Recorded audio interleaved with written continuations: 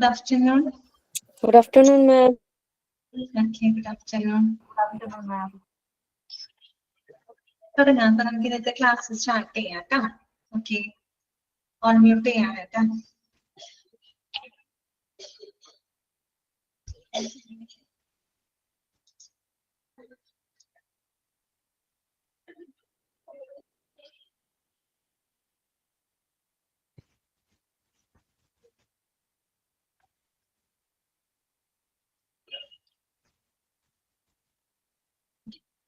അപ്പൊ നമ്മള് കഴിഞ്ഞ ക്ലാസ്സില് നമ്മൾ പഠിച്ച കാര്യങ്ങൾ എന്തൊക്കെയായിരുന്നു? നമ്മള് കുറച്ച് കാര്യങ്ങളൊക്കെ പഠിച്ചു അല്ലെ? ESI ആക്ടിനെ പറ്റി, ESI സ്കീമിനെ പറ്റി നമ്മൾ പറഞ്ഞിരുന്നു അല്ലെ? എംപ്ലോയി സ്റ്റേറ്റ് ഇൻഷുറൻസ് കോർപ്പറേഷൻ അല്ലെ? അതിന്റെ ESIC സ്കീമിനെ പറ്റിയിട്ട് നമ്മൾ പറഞ്ഞിട്ടുണ്ടായിരുന്നു. എന്നാണ് ഇൻട്രൊഡ്യൂസ് ചെയ്തത്? 1948, 1948. പിന്നെ നമ്മൾ ആ ESIയുടെ ഓക്കെ കറക്റ്റ് ആണ് കേട്ടോ. പിന്നെ നമ്മൾ ESIയുടെ ചില എന്താ പറയാ ഫീച്ചേഴ്സുകളൊക്കെ നമ്മൾ കണ്ടിരുന്നു അല്ലെ? പ്രതിമാസം അത് ഓർക്കണം കേട്ടോ. പ്രതിമാസം 21,000 രൂപ കേട്ടോ. അതിലും താഴെ അത്രയും 21,000 രൂപയോ അതിൽ താഴെയോ വേതനമുള്ളവർക്ക് മാത്രമേ ESI ബെനിഫിറ്റ് കിട്ടുള്ളൂ കേട്ടോ. പിന്നെ നമ്മൾ ESIയുടെ കുറച്ച് ബെനിഫിറ്റുകളൊക്കെ നമ്മൾ പറഞ്ഞിട്ടുണ്ടായിരുന്നു. സിക്നസ് ബെനിഫിറ്റ് ഓർക്കുന്നുണ്ടല്ലോ അല്ലെ? ഓക്കെ. പിന്നെ നമ്മൾ പറഞ്ഞത് സെൻട്രൽ ഗവൺമെന്റ് ഹെൽത്ത് സ്കീമിനെ പറ്റിയായിരുന്നു അല്ലെ? CGHS അതെന്താണ് ഇൻട്രൊഡ്യൂസ് ചെയ്തത്? CGHS എന്താണ് ഇൻട്രൊഡ്യൂസ് ചെയ്തത്? 1954 കേട്ടോ. 1954 ഓക്കെ. അപ്പൊ നിങ്ങൾ ഒരു സ്കീം പഠിക്കുമ്പോൾ അതിന്റെ വർഷങ്ങളൊക്കെ ഒന്ന് കമ്പയർ ചെയ്ത് പഠിക്കണം കേട്ടോ. CGHS ആർക്ക് വേണ്ടിയിട്ടാണ് മെയിൻ ആയിട്ട് ഉദ്ദേശിക്കുന്നത്? സെൻട്രൽ ഗവൺമെന്റ് എംപ്ലോയീസ് അല്ലെ? സെൻട്രൽ ഗവൺമെന്റ് എംപ്ലോയീസ്, പെൻഷനേഴ്സ്, അവരെ ഫോക്കസ് ചെയ്തുകൊണ്ടുള്ള ഒരു സ്കീമാണ് അല്ലെ CGHS സ്കീം എന്ന് പറയുന്നത്. പിന്നെ നമ്മൾ അതിന്റെ ബെനിഫിഷ്യറീസ് ആരൊക്കെയാണെന്ന് കണ്ടു അല്ലെ? അതിന്റെ ഗുണഭോക്താക്കൾ ആരൊക്കെയാണ് അല്ലെ? പിന്നെ നമ്മൾ എന്തൊക്കെയാണ് ആ സ്കീം പ്രകാരം എന്തിനൊക്കെയുള്ള കവറേജുകളാണ് കൊടുക്കുന്നത്, ഇതുവരെയാണ് നമ്മൾ കഴിഞ്ഞ ക്ലാസ്സിൽ ഡിസ്കസ് ചെയ്തത്. ചെറിയൊരു ഹോംവർക്കും ഞാൻ തന്നിട്ടുണ്ടായിരുന്നു. ഇത് ചെയ്ത് നോക്കിയോ? ഞാൻ 15,000 രൂപയ്ക്ക് ESI ഒന്ന് കാൽക്കുലേറ്റ് ചെയ്യാൻ പറഞ്ഞിട്ടുണ്ടായിരുന്നു. ചെയ്തോ നിങ്ങള്? ചെയ്തോ? ചെയ്തിരുന്നോ? No reply. ചെയ്തു. ഓക്കെ, തസ്രീഫ് ചെയ്തു അല്ലെ? എത്രയാണെന്ന് പറഞ്ഞേ? ആദ്യം തന്നെ എംപ്ലോയറിന്റെ കോൺട്രിബ്യൂഷൻ എത്രയാണ് നിങ്ങൾക്ക് കിട്ടിയത്? എംപ്ലോയറിന്റെ കോൺട്രിബ്യൂഷൻ എത്രയാണ് കിട്ടിയത്? 15,000 രൂപയുടെ എത്രയാണ് എംപ്ലോയർ എത്ര പെർസെന്റേജ് കോൺട്രിബ്യൂട്ട് ചെയ്യുന്നത്? വെരി ഗുഡ്, കറക്റ്റ് ആണ് കേട്ടോ. തസ്രീഫ അനീഷിക 528 കിട്ടിയത്. എന്തോ ഒരു മിസ്റ്റേക്ക് ഉണ്ടല്ലോ. തസ്രീഫ കറക്റ്റ് ആണ് കേട്ടോ. 487.5 ആണ് കേട്ടോ. ഓക്കെ സുഹൈന, ലിറ്റി, അനുലക്ഷ്മി 528 കിട്ടിയ ആളൊന്ന് ഒന്നുകൂടെ ഒന്ന് ചെക്ക് ചെയ്യണം കേട്ടോ. 487.5 ആണ് കിട്ടുക കേട്ടോ. എംപ്ലോയിയുടെ കോൺട്രിബ്യൂഷൻ എത്രയും കിട്ടി? എംപ്ലോയി തൊഴിലാളിയുടെ കോൺട്രിബ്യൂഷൻ എത്രയുണ്ട്? ഓക്കെ, വെരി ഗുഡ്, കറക്റ്റ് ആണ് കേട്ടോ. അനുലക്ഷ്മി, തസ്രീഫ 112.5 അല്ലെ? സുഹൈന 115 അല്ല കേട്ടോ വരിക. 112.5 വരെ. ടൈപ്പ് ചെയ്ത് മാറിപ്പോയതാണ്. ഓക്കെ, അപ്പൊ ടോട്ടൽ കോൺട്രിബ്യൂഷൻ എത്രയാണ് വരിക? ഓക്കെ സുഹൈന, മാറിപ്പോയി അല്ലേ? ഓക്കെ, അതെ 600 കേട്ടോ. കറക്റ്റ് ആണ് കേട്ടോ. തസ്രീഫ, അനുലക്ഷ്മി, ദീപ്തി, സുഹൈന, നസീജ, വർഷ, ഓക്കെ, നമിത കറക്റ്റ് ആണ് കേട്ടോ. 600 ആണ് ടോട്ടൽ കോൺട്രിബ്യൂഷൻ. Okay let. അപ്പൊ ഇതൊന്ന് കാൽക്കുലേറ്റ് ചെയ്യാൻ പറഞ്ഞത്. ഇതേ രീതിയിൽ എന്തെങ്കിലും ക്വസ്റ്റ്യൻ വരികയാണെങ്കിൽ ചെയ്യണം കേട്ടോ. ടോട്ടൽ കോൺട്രിബ്യൂഷൻ ചോദിക്കുമ്പോൾ രണ്ടുപേരുടെയും കണ്ട് ആഡ് ചെയ്യണം. പിന്നെ ക്വസ്റ്റ്യൻ ശ്രദ്ധിക്കണം. എംപ്ലോയറിന്റെ കോൺട്രിബ്യൂഷൻ ആണെങ്കിൽ എംപ്ലോയർ എന്ന് കേട്ടാൽ 3.25 വെച്ച് ചെയ്യണം കേട്ടോ. എംപ്ലോയി എന്നാണ് കേൾക്കുന്നതെങ്കിൽ 0.75 വെച്ചിട്ട് വേണം ചെയ്യാൻ വേണ്ടിട്ട് കേട്ടോ. ഓക്കെ, അപ്പൊ അത്രയുള്ളൂ. ഇതുവരെയാണ് നമ്മൾ കഴിഞ്ഞ ക്ലാസ്സിൽ ഡിസ്കസ് ചെയ്തത് കേട്ടോ. അപ്പൊ നമുക്ക് ഇന്നത്തെ ബാക്കി നോക്കാം.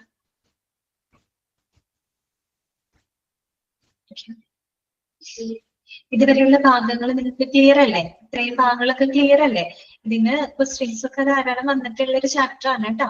ഓക്കെ, ഇത്രയും ഭാഗങ്ങൾ ക്ലിയർ ആണെന്ന് വിചാരിക്കുന്നു കേട്ടോ. അടുത്തത് നെക്സ്റ്റ് നമുക്ക് പഠിക്കാനുള്ളത്, നമ്മൾ CGHS കംപ്ലീറ്റ് ചെയ്തില്ല അല്ലെ? Okay, what is A CGHS card കേട്ടോ. ഇനി നമ്മൾ CGHS കാർഡിനെ പറ്റിയാണ് നമ്മൾ ഇനി പഠിക്കാനായിട്ട് പോകുന്നത് കേട്ടോ. നമുക്ക് ഇത്രയും കാര്യങ്ങളൊക്കെ അറിയാം. 1954 ഇൻട്രൊഡ്യൂസ് ചെയ്തൊരു സ്കീമാണ്.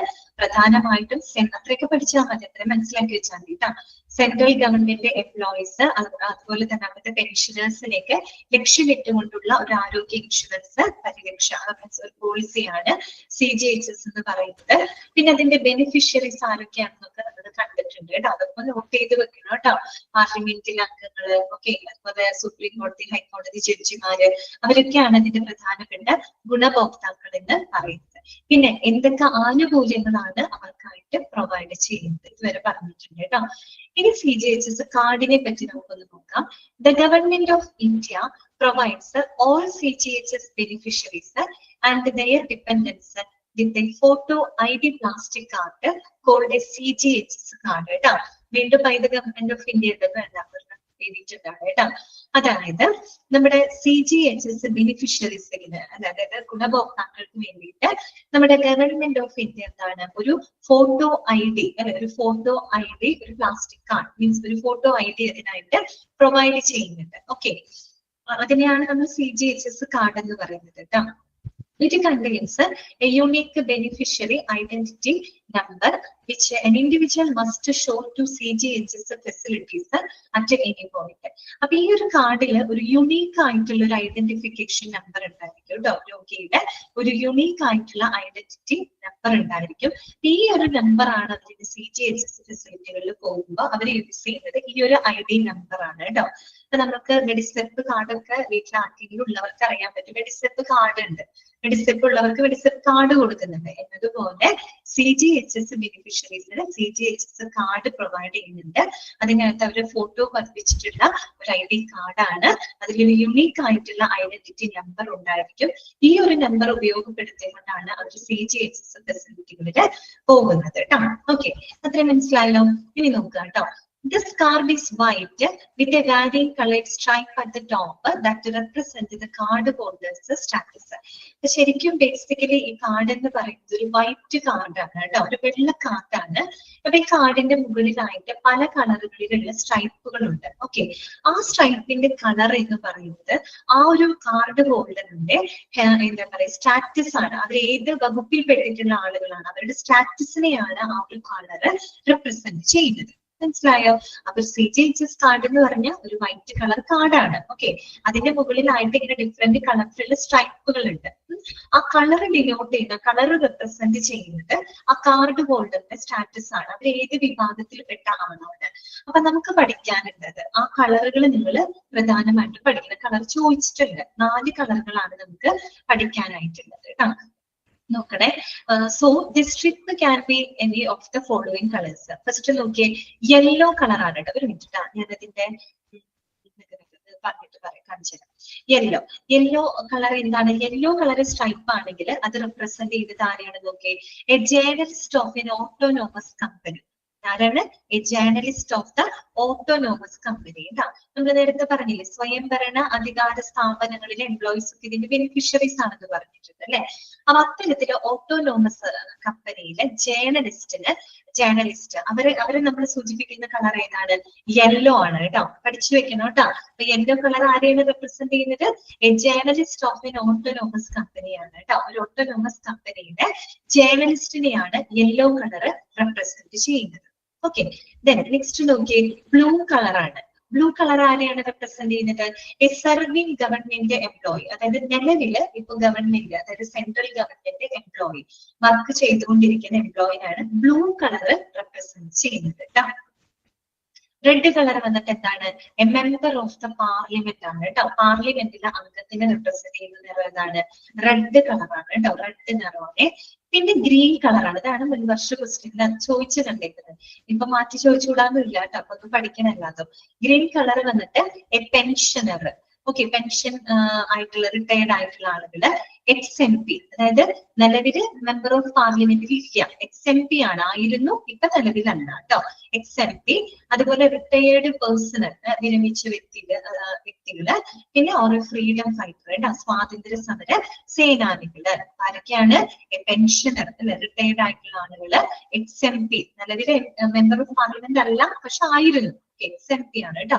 XMP, പിന്നെ റിട്ടയേർഡ് പേഴ്സൺ, വിരമിച്ച വ്യക്തികള്, പിന്നെ ഫ്രീഡം ഫൈറ്റേഴ്സ് കേട്ടോ, സ്വാതന്ത്ര്യ സമര സേനാനികൾ. അപ്പൊ ആ കളറുകൾ നിങ്ങൾ പ്രത്യേകം ഓർക്കുക. അപ്പൊ നോക്കുക, യെല്ലോ കളർ റെപ്രസെന്റ് ചെയ്യുന്നത് ആരെയാണ്? A journalist of the autonomous കമ്പനിയാണ് കേട്ടോ. ഓട്ടോണോമസ് കമ്പനിയുടെ ജേർണലിസ്റ്റിനെയാണ് യെല്ലോ കളർ നോക്കുക. വെറുതെ നോക്കാൻ വേണ്ടി മഞ്ഞപത്രം എന്നൊക്കെ നമ്മൾ പറയാറില്ലേ, ചുമ്മാ ആലോചിക്കാൻ വേണ്ടി പറയട്ടെ, മാർക്ക് പോകാണ്ടിരിക്കാനാണ്. അങ്ങനെ എനിക്ക് പറഞ്ഞു പറയരുത്. അതായത് മഞ്ഞപത്രം എന്നൊക്കെ കേട്ടിട്ടില്ലേ?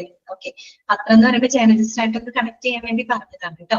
അപ്പൊ യെല്ലോ കളർ റിപ്രസെന്റ് ചെയ്യുന്നത് journalist of the autonomous company. Then blue of the, okay, അത് സർവീസ് ഗവൺമെന്റ് എംപ്ലോയി ആണ്. Red colour member of parliament. നിങ്ങള് പാർലമെന്റില് ലോകസഭയാണോ രാജ്യസഭയാണോ എന്നറിയില്ല, രാജ്യസഭയാണെന്ന് തോന്നുന്നു. റെഡ് കളറാണ് ഇതിന്റെ പരവതാനിയുടെ കളർ റെഡ് ആണ്. ലോക്സഭയുടെ ആണോ രാജ്യസഭയുടെ ആണോ എന്ന് എനിക്കറിയില്ല. ഇത് രണ്ടും നമ്മുടെ പാർലമെന്റിന്റെ ഭാഗങ്ങളാണല്ലോ.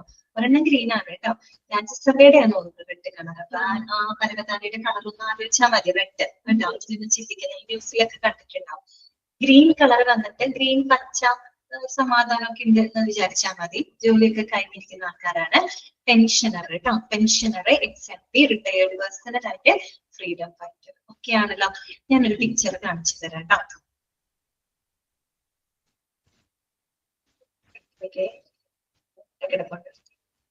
കാണുന്നുണ്ടോ? പിക്ചർ കാണുന്നുണ്ടോ?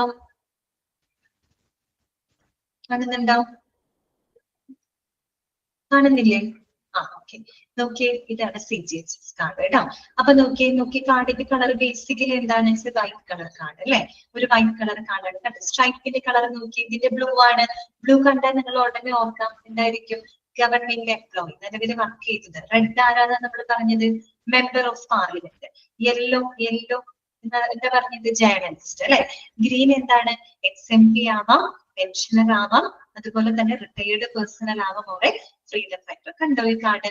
ഈ കാർഡിന്റെ സ്ട്രൈപ്പ് നോക്കിയാൽ മതി. സ്ട്രൈപ്പിന്റെ കളർ നോക്കിക്കഴിഞ്ഞാൽ നമുക്ക് ആരാണെന്ന് മനസ്സിലാക്കാൻ പറ്റും. ഓക്കെ ആണല്ലോ, ക്ലിയർ ആണല്ലോ? ഇത്രയേ ഉള്ളൂ കേട്ടോ.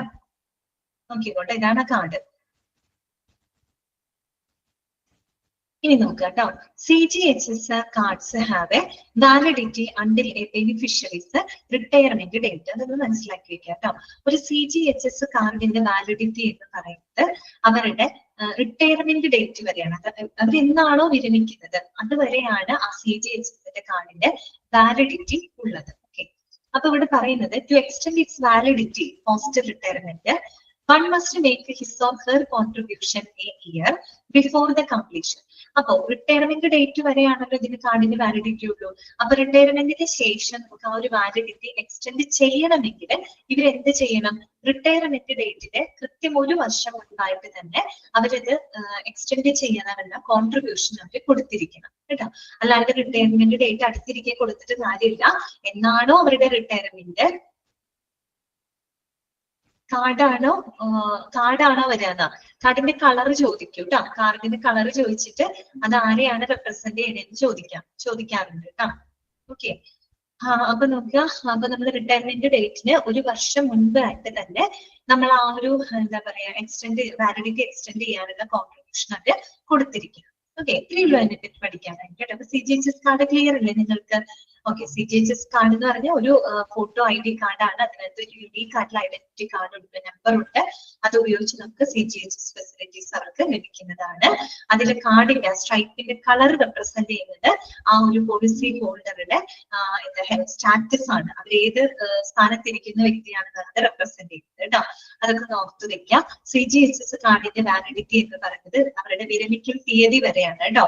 അത് കഴിഞ്ഞാൽ അവർക്ക് ആ വാലിഡിറ്റി തീർന്നു ആ കാർഡിന്റെ. പക്ഷെ നമുക്ക് റിട്ടയർമെന്റിന് ശേഷം ആ കാർഡിന്റെ വാലിഡിറ്റി എക്സ്റ്റെൻഡ് ചെയ്യണമെങ്കിൽ എന്നാണോ അവർ റിട്ടയർ ചെയ്യുന്നത് അതിന് കൃത്യം ഒരു വർഷം മുമ്പായിട്ട് തന്നെ എക്സ്റ്റൻഷനുള്ള കോൺട്രിബ്യൂഷൻ അവര് കൊടുത്തിരിക്കും. ക്ലിയർ ആണല്ലോ? മനസ്സിലായില്ലേ പറഞ്ഞതൊക്കെ? അത്രയേ ഉള്ളൂ. അപ്പൊ CGHS അവിടെ അവസാനിക്കുകയാണ്. ഇനി നമുക്ക് നെക്സ്റ്റ് പഠിക്കാനുള്ളത് അത് നോക്കല്ലേ?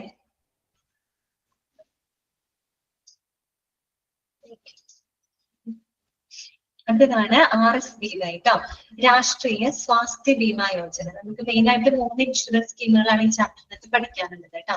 PSI നമ്മൾ പഠിച്ചു കഴിഞ്ഞു, CGHS പഠിച്ചു, ഇനി നമ്മൾ പഠിക്കുന്നത് RSBY ആണ് കേട്ടോ, രാഷ്ട്രീയ സ്വാസ്ഥ്യ ബീമാ യോജന. സ്വാസ്ഥ്യ ബീമാ യോജന എന്നൊക്കെ കേൾക്കുമ്പോൾ അതൊരു ഹിന്ദി വാക്കാണ് കേട്ടോ. സ്വാസ്ഥ്യ എന്ന് പറയുന്ന ഹിന്ദി വാക്കിന്റെ അർത്ഥം എന്താണ്? ഹെൽത്ത് എന്നുള്ള അർത്ഥമാണ് കേട്ടോ, ആരോഗ്യവുമായിട്ട് ബന്ധപ്പെട്ട ഒരു സ്കീമാണ്. The Rashtriya Swasthya Bima Yojana (RSBY) is a health insurance policy introduced on 1st April 2008. Underline ചെയ്ത് വെക്കുക കേട്ടോ. എന്നാണ് 2008 കേട്ടോ, 2008 ഏപ്രിൽ 1 RSBY എന്ന് പറയുന്ന സ്കീം ഇൻട്രൊഡ്യൂസ് ചെയ്യുന്നത്. കേട്ടോ, 2008 ഏപ്രിൽ 1 RSBY സ്കീം ഇൻട്രൊഡ്യൂസ് ചെയ്തത്. ആരാണ് ഇൻട്രൊഡ്യൂസ് ചെയ്തത്? It is introduced by the ministry of labour and employment, government of India, to provide the health insurance coverage for below poverty line families and launched specifically for the people who are working in the unorganized sectors of India. എന്താണ് പറയുന്നത്? ഇതിൽ introduce ചെയ്തത് നമ്മുടെ government of ഇന്ത്യയുടെ എന്താണ് ministry of labour and employment അല്ലെ, അതായത് നമ്മുടെ കേന്ദ്ര തൊഴിൽ മന്ത്രാലയം അല്ലെ, അവരാണ് ഈ പറയുന്ന RSBY സ്കീം ഇൻട്രൊഡ്യൂസ് ചെയ്യുന്നത്. ഇനി അറിയേണ്ടത്, ഈ സ്കീം പ്രധാനമായിട്ടും ആര് ലക്ഷ്യമിട്ടുള്ളതാണ്? BPL ഫാമിലീസ് ആണ് കേട്ടോ. ബിലോ പോവർട്ടി ലൈൻ എന്ന് പറഞ്ഞാൽ ദാരിദ്ര്യ രേഖയ്ക്ക് താഴെയുള്ള, BPL എന്ന് പറഞ്ഞാൽ എന്താണ്? ബിലോ പോവർട്ടി ലൈൻ ആണ് കേട്ടോ, ദാരിദ്ര്യ രേഖയ്ക്ക് താഴെയുള്ള കുടുംബാംഗങ്ങൾ. അവരെ മാത്രമല്ല, പിന്നെ ആരും കൂടെയുണ്ട്, specifically for the people who are working in the unorganised sectors of India. നമ്മുടെ ഇന്ത്യയില് അസംഘടിത മേഖലയിൽ പ്രവർത്തിക്കുന്ന തൊഴിലാളികളും അതോടൊപ്പം തന്നെ ദാരിദ്ര്യ രേഖയ്ക്ക് താഴെയുള്ള കുടുംബാംഗങ്ങളെ ലക്ഷ്യമിട്ടുകൊണ്ട് നമ്മുടെ ഗവൺമെന്റ് ഓഫ് ഇന്ത്യയുടെ കേന്ദ്ര തൊഴിൽ മന്ത്രാലയം ഇൻട്രൊഡ്യൂസ് ചെയ്തിട്ടുള്ള ഒരു സ്കീമാണ് RSBY എന്ന് പറയുന്നത്. മറന്നു പോകരുത്. ആർക്കൊക്കെ വേണ്ടിയിട്ടാണ്? BPL ഫാമിലീസിനും അസംഘടിത മേഖലയിൽ പ്രവർത്തിക്കുന്ന തൊഴിലാളികൾ. അസംഘടിത മേഖലയിൽ പ്രവർത്തിക്കുന്ന തൊഴിലാളികൾ എന്ന് പറഞ്ഞു കഴിഞ്ഞാൽ നമ്മുടെ കർഷകരൊക്കെയാണ് ഉദ്ദേശിക്കുന്നത് കേട്ടോ.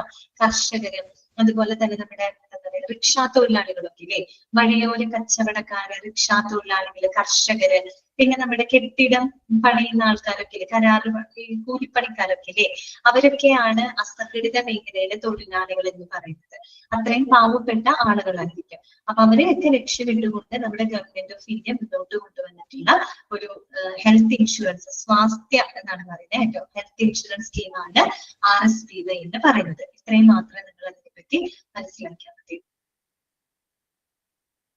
Here is the coverage available. ഏതെങ്കിലും ഭാഗം മനസ്സിലാവുന്നില്ലെങ്കിൽ മെസ്സേജ് ചെയ്യണം കേട്ടോ.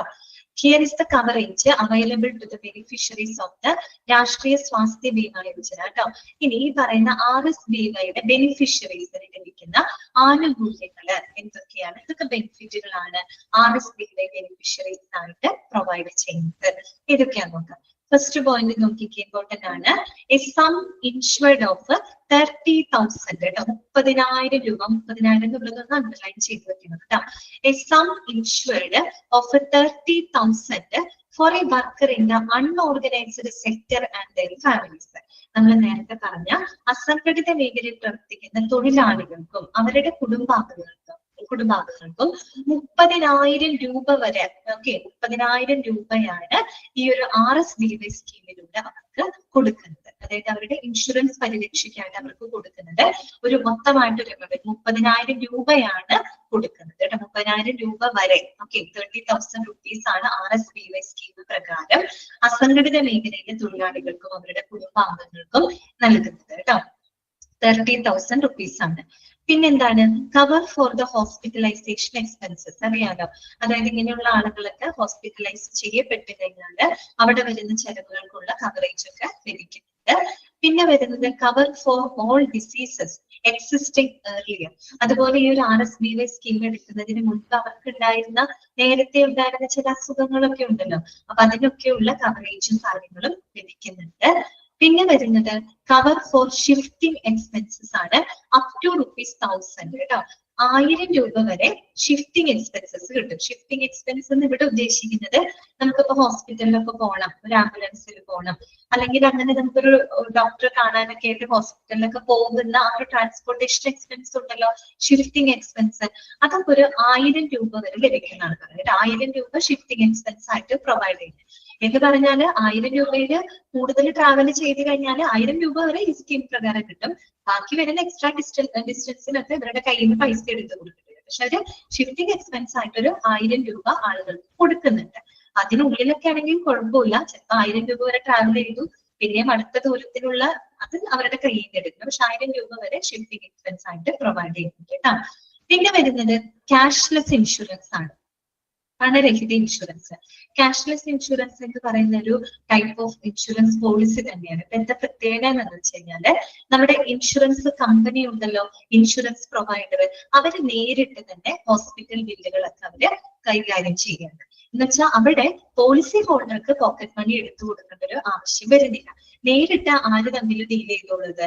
ഇൻഷുറൻസ് കമ്പനി, ഇവരുടെ ഇൻഷുറൻസ് കമ്പനി ഈ പറയുന്ന ഹോസ്പിറ്റൽ ബില്ലുകള് നേരിട്ട് അവരെന്ത് ചെയ്യാണ്, ബില്ലുകളെല്ലാം തന്നെ പേ ചെയ്യാണ്. കമ്പനി നേരിട്ട് ഹോസ്പിറ്റലുമായിട്ട് ഡീൽ ചെയ്തിട്ട് ആ ബില്ലുകൾ കംപ്ലീറ്റ് അവര് പേ ചെയ്യാണ്. അതിന്റെ ഇടയിൽ പോളിസി ഹോൾഡർ ഉണ്ടെങ്കിലും അദ്ദേഹത്തിന്റെ കയ്യിൽ പോക്കറ്റ് മണി എടുക്കേണ്ട ഒരു സാഹചര്യം വരുന്നില്ല. അതുകൊണ്ടാണ് ക്യാഷ്ലെസ് ഇൻഷുറൻസ് എന്ന് പറയുന്നത് കേട്ടോ. പിന്നെ വരുന്നത് A premium of ₹30 per annual. Per annual എന്നാണ് പറഞ്ഞത് കേട്ടോ. പ്രതിവർഷമാണ്. പ്രതിവർഷം 30 രൂപയാണ് പ്രീമിയം തുകയായിട്ട് നിശ്ചയിച്ചിട്ടുള്ളത്. വളരെ നിസ്സാര തുകയാണ്. ഒരു വർഷം ഒരു 30 രൂപ പ്രീമിയം അടയ്ക്കുക എന്ന് പറയുമ്പോൾ ഏത് സാധാരണക്കാരനും കൊടുക്കാൻ പറ്റുന്ന ഒരു കാര്യമാണ് അല്ലെ. അത്രയും പാവപ്പെട്ട ആളുകളെ ലക്ഷ്യമിട്ടുകൊണ്ടല്ലേ BPL അൺഓർഗനൈസ്ഡ് സെക്ടേഴ്സ് എന്നൊക്കെ പറഞ്ഞ വളരെ പാവപ്പെട്ട ആളുകളായിരിക്കും. അപ്പൊ അവർക്ക് ഒരു വർഷം എന്താണ് 30 രൂപ പ്രീമിയം തുക അടച്ചു കഴിഞ്ഞാൽ ഈ ഒരു സ്കീമിൽ പങ്കാളികളാകാനായിട്ട് പറ്റും. വലിയ തുകയെന്ന് ഒരു വർഷമാണല്ലോ. വർഷം എന്ന് പറയുമ്പോൾ 30 രൂപ എത്ര വേണമെങ്കിലും അവർക്ക് കൊടുക്കാം. ആ ഒരു 30 രൂപ കൊടുത്തു കഴിഞ്ഞാൽ അവർക്ക് ഈ ഒരു സ്കീമിന്റെ ഭാഗമാവാനായിട്ട് സാധിക്കും. ക്ലിയർ ആയോ പറഞ്ഞത്? ക്ലിയർ ആയോ? ഇതൊക്കെയാണ് RSPയുടെ പ്രധാനപ്പെട്ട ബെനിഫിറ്റ്സുകൾ കേട്ടോ. അപ്പൊ ഓർത്ത് വെക്കാം. അതായത് BPL ഫാമിലീസിനും മറ്റ് അസംഘടിത മേഖലയിലെ തൊഴിലാളികൾക്കും 30,000 രൂപ വരെയാണ് തുക കൊടുക്കുന്നത്. പിന്നെ അവർ ഹോസ്പിറ്റലൈസ് ചെയ്യപ്പെട്ടാൽ വരുന്ന ചെലവുകൾക്കുള്ള കവറേജ് കിട്ടുന്നു. പോളിസി എടുക്കുന്നതിന് മുൻപ് അവർക്ക് നേരത്തെ ഉണ്ടായിരുന്ന അസുഖങ്ങൾക്കുള്ള കവറേജ് കിട്ടുന്നു. 1000 രൂപ വരെ ഷിഫ്റ്റിംഗ് എക്സ്പെൻസസ് അവർക്ക് കൊടുക്കുന്നുണ്ട്. ഇതൊരു ക്യാഷ്ലെസ് ഇൻഷുറൻസ് ആണ്. പിന്നെ 30 രൂപയാണ് പ്രതിവർഷമാണ് കേട്ടോ, പ്രതിമാസമല്ല, തെറ്റരുത്. പ്രതിവർഷം ഒരു വർഷത്തേക്ക് 30 രൂപയാണ് പ്രീമിയം തുകയായിട്ട് നിശ്ചയിച്ചിരിക്കുന്നത്. അത്രയും നിസ്സാര തുകയ്ക്ക് അവർക്ക് ഈ ഒരു പോളിസിയുടെ ഭാഗമാവാനായിട്ട് സാധിക്കും. ഇത്രയാണ് നമുക്ക് പഠിക്കാനുള്ള മെയിൻ ഇൻഷുറൻസ് സ്കീമുകൾ. അപ്പൊ നിങ്ങൾ പഠിക്കുമ്പോൾ കമ്പയർ ചെയ്ത് പഠിക്കാനായിട്ട് നോക്കണം കേട്ടോ. ESI ഉണ്ട്, CGHS ഉണ്ട്, RSP ഉണ്ട്. ആദ്യം തന്നെ ESI 1948 ഇൻട്രൊഡ്യൂസ് ചെയ്തു, CGHS 1954 ഇൻട്രൊഡ്യൂസ് ചെയ്തു, RSP ഇൻട്രൊഡ്യൂസ് ചെയ്തത് April 1, 2008 ആണ് കേട്ടോ. പിന്നെ ആരെയാണ് ലക്ഷ്യമിടുന്നത്? ESI നമ്മൾ പറഞ്ഞ മെയിനായിട്ട് ഫാക്ടറി തൊഴിലാളികളാണ്. അതിനേക്കാൾ ഉപരി ഒരു കാര്യം ഓർക്കുക, പ്രതിമാസം 21,000 രൂപയിൽ താഴെ വേതനമുള്ളവരാണ് ESI ആനുകൂല്യത്തിന് എലിജിബിൾ ആവുന്നത് കേട്ടോ. CGHSന്റെ ബെനിഫിഷ്യറീസ് ആരാണ്? പ്രധാനമായിട്ടും സെൻട്രൽ ഗവൺമെന്റ് എംപ്ലോയീസും പെൻഷനേഴ്സും ഒക്കെയാണ്. പിന്നെ ഒരുപാട് നമ്മൾ പറഞ്ഞിരുന്നു, അവരൊക്കെയാണ് അതിന്റെ ഗുണഭോക്താക്കൾ. RSPY പഠിക്കുമ്പോൾ നമ്മൾ ഓർക്കുക, മെയിനായിട്ട് BPL ഫാമിലീസിനും അതുപോലെ people who are working in the unorganised sectors, അവരെയും ലക്ഷ്യമിട്ടുകൊണ്ടുള്ളൊരു സ്കീമാണ്. ഇത്രയുമാണ് ഇത് മെയിൻ ആയിട്ട് നിങ്ങൾ ഓർക്കാനുള്ള കാര്യങ്ങൾ കേട്ടോ. ഓക്കെ, പിന്നെ ബാക്കിയുള്ള ഇടയ്ക്കുള്ള മറ്റുള്ള പോയിന്റുകളൊക്കെ വായിച്ച് മനസ്സിലാക്കി വെക്കാം. ക്ലിയർ അല്ലേ? അടുത്തതിലോട്ട് പോവാലോ, നമുക്ക് നെക്സ്റ്റിലോട്ട് പോവാലോ.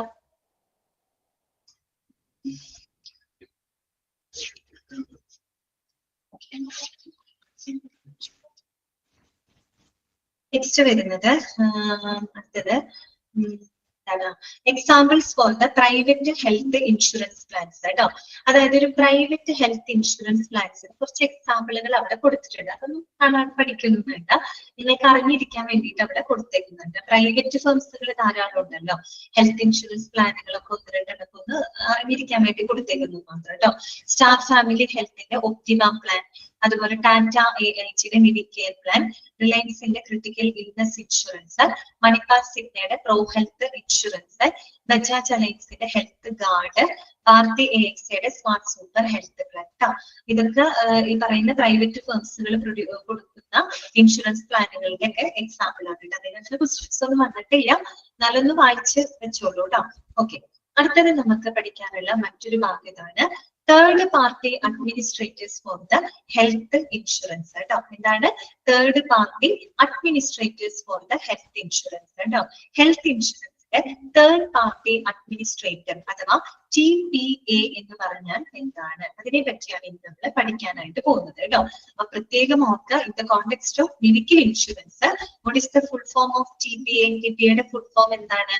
Third party administrator. ഇതാണ് തേർഡ് പാർട്ടി അഡ്മിനിസ്ട്രേറ്റർ. ചോദിച്ചിട്ടുണ്ട് കേട്ടോ. പിന്നെ ഒരു കാര്യം പറയണം, ഗൂഗിളിൽ ചിലപ്പോൾ TPAയുടെ എക്സ്പാൻഷൻ ഒക്കെ കാണുമ്പോൾ വേറെ തേർഡ് പാർട്ടി അഡ്മിനിസ്ട്രേറ്റർ മാത്രമല്ല വേറെ പല എക്സ്പാൻഷൻസും കാണും കേട്ടോ. അപ്പൊ ക്വസ്റ്റ്യൻ പേപ്പറിൽ കാണുമ്പോൾ ഇത് ഇങ്ങനെയാണല്ലോ എന്ന് തോന്നരുത്. അതുകൊണ്ടാണ് ഞാൻ പറഞ്ഞത് in the context of A medical insurance. Medical insurance എന്ന് പറയുന്ന ആ ഒരു കോണ്ടെക്സ്റ്റിൽ നോക്കുമ്പോൾ TPA എന്നതിന്റെ ഫുൾ ഫോം എന്താണ്? തേർഡ് പാർട്ടി അഡ്മിനിസ്ട്രേറ്റർ എന്ന് കേട്ടോ. മാറിപ്പോകരുത്. ഗൂഗിളിൽ ചെയ്യുമ്പോൾ വേറെ പലതും കാണും കേട്ടോ. അപ്പൊ അതൊക്കെ അല്ലേ എന്ന് ചോദിക്കരുത്. മെഡിക്കൽ ഇൻഷുറൻസിലാണ് നമ്മൾ എടുത്ത് ചോദിക്കുന്നത്. അത് TPAയുടെ full form third party administrator. ഒന്നാമത് നിങ്ങൾ പഠിക്കേണ്ട പോയിന്റ് അതാണ് കേട്ടോ. ഇനി എന്താണ് TPA എന്ന് പറഞ്ഞാൽ? Third party administrator. ജസ്റ്റ് ഒന്ന് കേൾക്കുക, എന്നിട്ട് നമുക്ക് വായിക്കാം കേട്ടോ.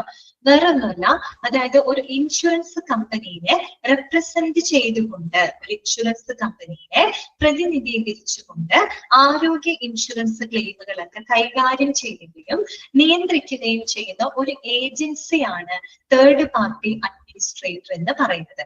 ഈ അഡ്മിനിസ്ട്രേറ്റർ എന്നൊക്കെ കേൾക്കുമ്പോൾ നിങ്ങളുടെ വല്ല വ്യക്തികളാണോ എന്നൊക്കെ ഒരു ഡൗട്ട് തോന്നാം.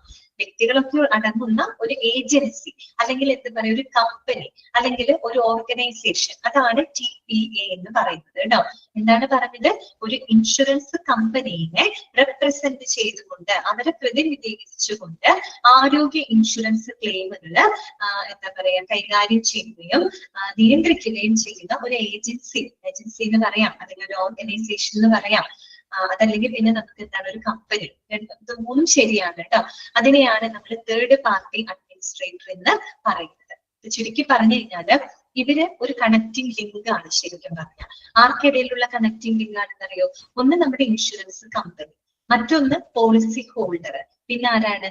ഹെൽത്ത് കെയർ പ്രൊവൈഡർ എന്ന് വെച്ചാൽ ദാറ്റ് മീൻസ് ഹോസ്പിറ്റൽ. ഈ മൂന്ന് പേർക്കും ഇടയിലുള്ള ഒരു ബ്രിഡ്ജ് ആയിട്ട് ആക്ട് ചെയ്യുന്ന ആളുകളാണ് അത് തേർഡ് പാർട്ടി അഡ്മിനിസ്ട്രേറ്റർ എന്ന് പറയുന്നത്. ക്ലിയർ ആയോ? അതെന്ന് പറഞ്ഞൊരു കണക്റ്റിംഗ് ലിങ്ക് ആണ്, ഒരു ബ്രിഡ്ജ് ആണ്. Act a bridge or intermediate. ആർക്കിടയിൽ? ഇവിടെ ഒരു ഇൻഷുറൻസ് കമ്പനി, പോളിസി ഹോൾഡർ, പിന്നെ hospital, that means health care provider. ഇവർക്ക് മൂന്ന് പേർക്കും ഇടയിൽ ഒരു കണക്റ്റിംഗ് ലിങ്ക് ആയിട്ട് പ്രവർത്തിക്കുന്ന ഒരു ഏജൻസിയാണ് TPA എന്ന് പറയുന്നത്. മനസ്സിലായ? അത്രയുള്ള കേട്ടോ. അപ്പൊ നമുക്ക് നോക്കാം, third party administrators for the health insurance. നോക്കൂ, TPA or third party administrator is a company or agency or organization that holds a license from the Insurance Regulatory Development Authority. നമ്മൾ പഠിച്ചതാണ് IRDAI എന്ന് പഠിച്ചിട്ടുണ്ടായിരുന്നു. To process the claims in addition to providing cashless facilities as an outsourcing entity of the health insurance company and a selection of high quality hospitals for the insurance companies. ഈ പറഞ്ഞ പോയിന്റുകളൊക്കെ അതിനകത്തുണ്ട് കേട്ടോ. അതായത് ആദ്യം TPAയുടെ full form പഠിക്കുക. Third party administrator അവരെന്ന് പറഞ്ഞാല് it is N agency അല്ലെ, it is N agency or organization or company. Okay, it is licensed from the IRDA. കേട്ടോ. IRDA എന്താണ്? Insurance regulatory development authority. നമ്മൾ പഠിച്ചില്ലേ, നമ്മുടെ ഇന്ത്യയിലെ ഇൻഷുറൻസ് ആ ഒരു ഇൻഡസ്ട്രീനെ കൺട്രോൾ ചെയ്യുന്ന ഒരു ബോഡിയാണെന്ന് നമ്മൾ പറഞ്ഞിരുന്നു IRDA. അപ്പൊ അതിൽ നിന്നും ലൈസൻസ്ഡ് ആയിട്ടുള്ള ഒരു എന്താ പറയാ ഓർഗനൈസേഷൻ ആണ് കേട്ടോ TPA. Licensed from IRDA licensed ആയിട്ടുള്ള ഒരു ഫേം ആണിത്. ഇനി ഇവരെന്താ പ്രൊവൈഡ് ചെയ്യുന്നത്? ദേ പ്രൊവൈഡ് ദ ക്യാഷ്ലെസ് ഇൻഷുറൻസ് കേട്ടോ. ക്യാഷ്ലെസ് ഇൻഷുറൻസ് ഫെസിലിറ്റികൾ ഇവര് പ്രൊവൈഡ് ചെയ്യുന്നുണ്ട്. നേരത്തെ ഞാൻ പറഞ്ഞില്ലേ, അതായത് കമ്പനി നേരിട്ട് തന്നെ ഹോസ്പിറ്റൽ ബില്ലുകളും മറ്റും നേരിട്ട് എന്ത് ചെയ്യാണ് കൈകാര്യം ചെയ്യണം. അപ്പൊ ആ രീതിയിലുള്ള ക്യാഷ്ലെസ് ഫെസിലിറ്റികളാണ് ഇവർ പ്രൊവൈഡ് ചെയ്യുന്നത്. അതും as an outsourcing entity of a health insurance company. Outsourcing entity, that means they are the representatives of the insurance company കേട്ടോ. നേരത്തെ പറഞ്ഞില്ലേ, ഇൻഷുറൻസ് കമ്പനീനെ റെപ്രസെന്റ് ചെയ്തുകൊണ്ട് അവരുടെ ഇൻഷുറൻസ് ഇൻഷുറൻസ് ക്ലെയിം ഒക്കെ ചെയ്യുന്നത് ഇതിലാണ്. അതോടൊപ്പം തന്നെ they provide the selection, they select the high quality hospitals for the insurance company. അതായത് ഇൻഷുറൻസ് കമ്പനി ഈ പറയുന്ന എന്താ പറയാ കവറേജ് കൊടുക്കാനായിട്ട് സെലക്ട് ചെയ്യുന്ന കുറച്ച് ഹോസ്പിറ്റലുകൾ ഉണ്ടാവുമല്ലോ. അപ്പൊ അതിന് വേണ്ടിയിട്ട് ഏറ്റവും ഹൈ ക്വാളിറ്റി ഹോസ്പിറ്റലുകൾ കമ്പനിക്കായിട്ട് സെലക്ട് ചെയ്യുന്നതും ഈ പറയുന്ന തേർഡ് പാർട്ടി അഡ്മിനിസ്ട്രേറ്റേഴ്സ് ആണ് കേട്ടോ. അതായത് ഈ ഒരു ഇൻഷുറൻസ് കമ്പനി അവർക്ക് ആനുകൂല്യം കൊടുക്കാൻ അവര് കുറച്ചൊരു ലിസ്റ്റ് ഓഫ് ഹോസ്പിറ്റൽസ് അവർ പറയുന്നുണ്ടാവും. അപ്പൊ അതിലേക്കുള്ള ഏറ്റവും നല്ല ഹോസ്പിറ്റൽ, ഹൈ ക്വാളിറ്റി ഹോസ്പിറ്റലുകളെ തെരഞ്ഞെടുക്കുന്നതും ആര് തന്നെയാണ്? നമ്മുടെ തേർഡ് പാർട്ടി അഡ്മിനിസ്ട്രേറ്റേഴ്സ് ആണ്. അപ്പൊ ഓർക്കേണ്ട പോയിന്റ് TPA ഫുൾ ഫോം പഠിച്ചു വെക്കാം. They are licensed organization from IRDA. Okay. പിന്നെ they provide the cashless facilities. പിന്നെ എന്താണ്? They provide അല്ല, they select the high quality hospitals for the insurance companies. 4 point കേട്ടോ, ഒന്ന് ഓർത്ത് വെച്ചാൽ മതി. ഇനി നോക്കാം, the TPA's function. എൻറ്റിറ്റി എന്ന് പറഞ്ഞ ഒരു സ്ഥാപനം എന്നുള്ള അർത്ഥമാണ് കേട്ടോ. ഡിസൈൻസ് ഒരു സ്ഥാപനമാണ്, നമ്മൾ പറഞ്ഞില്ലേ, ഡിസൈൻ ഒരു ഓർഗനൈസേഷൻ, ഒരു കമ്പനി, ഇതാണ് ഒരു എൻറ്റിറ്റി എന്നുള്ള അർത്ഥം, അതാണ് കേട്ടോ. ഇവിടെ അതാണ് മീൻ ചെയ്യുന്നത്. പിന്നെ അടുത്തത് TPA's function is an intermediary between the insurance provider and the insured കേട്ടോ. അത് ഇൻഷുറൻസ് പ്രൊവൈഡർ എന്ന് പറഞ്ഞാൽ എന്താണ്? ഇൻഷുറൻസ് കമ്പനിയാണ് കേട്ടോ. അപ്പൊ നമ്മൾ നേരത്തെ പറഞ്ഞില്ലേ, ഈ കമ്പനിക്കും ഇൻഷുർഡ് എന്ന് പറഞ്ഞാൽ ആരാണ്? പോളിസി ഹോൾഡർ ആണ്. നേരത്തെ നമ്മൾ പഠിച്ചിട്ടുണ്ട് കേട്ടോ. അപ്പൊ ഈ പറയുന്ന ഇൻഷുറൻസ് കമ്പനിക്കും പ്രൊവൈഡറിനും പ്ലസ് നമ്മുടെ ഹോസ്പിറ്റലിനും ഹെൽത്ത് കെയർ പ്രൊവൈഡറിനും ഇടയിൽ ഒരു ഇന്റർമീഡിയറി ആയിട്ട്, ഒരു ഇന്റർമീഡിയറ്റ് കണക്ടിംഗ് ലിങ്ക് ആയിട്ട് പ്രവർത്തിക്കുന്ന ആളുകളാണ് TPA എന്ന് പറയുന്നത്. നോക്കിക്കേ, അതാണ് അവിടെ കൊടുത്തേക്കുന്നത്. The stakeholders involved are as follows കേട്ടോ. Stakeholders means partners എന്നുള്ള അർത്ഥമാണ് കേട്ടോ. പങ്കാളികൾ എന്ന് പറയും, പാർട്ട്നേഴ്സ് എന്ന് പറയുന്നത് തന്നെയാണ് stakeholders. ആരൊക്കെയാണ് stakeholders? ഒന്ന് ഇൻഷുറൻസ് മാത്രമേ എഴുതിയിട്ടുള്ളൂ. ഇൻഷുറൻസ് കമ്പനി എന്നാണ് കേട്ടോ വേണ്ടത്, കമ്പനി. ഓക്കെ, വെറും ഇൻഷുറൻസ് എന്ന് പറയുന്നത് മനസ്സിലാവില്ല. ഇൻഷുറൻസ് കമ്പനി, പിന്നെ എന്താണ്? Health care provider. Health care provider എന്ന് പറഞ്ഞാൽ ആരാണ്? Hospital, policy holder. ഈ പറയുന്ന 3 പേർക്കിടയിൽ ഒരു കണക്ടിംഗ് ലിങ്ക് ആയിട്ട് പ്രവർത്തിക്കുന്ന ആളുകളാണ് തേർഡ് പാർട്ടി അഡ്മിനിസ്ട്രേറ്റർ എന്ന് പറയുന്നത്. ആർക്കൊക്കെയാണ്? ഇൻഷുറൻസ് കമ്പനി, പിന്നെ policy holder, health care providers. ഓക്കെയാണ്, മനസ്സിലായോ? തേർഡ് പാർട്ടി അഡ്മിനിസ്ട്രേറ്റേഴ്സ് എന്താണ്, മനസ്സിലായോ? ക്ലിയർ അല്ലേ?